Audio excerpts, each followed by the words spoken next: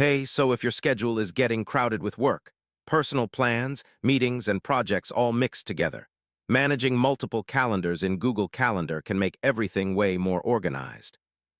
In this guide, I'll show you how to manage multiple calendars in Google Calendar step by step.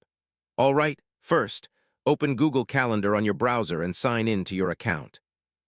Now go to the left sidebar, click the plus icon next to Other Calendars, and choose Create New Calendar. Give each calendar a clear name like Work, Personal, or Content Planning. Choose unique colors for each calendar so events are easier to identify quickly. When creating an event, select which calendar it belongs to before saving. You can hide or show calendars anytime by clicking the checkbox beside each one. If needed, share only certain calendars with coworkers, family, or team members. Switch between daily, weekly, and monthly views to manage overlapping schedules more easily. Make sure sync is enabled so all your calendars update across your phone, tablet, and computer. And yeah, that's it.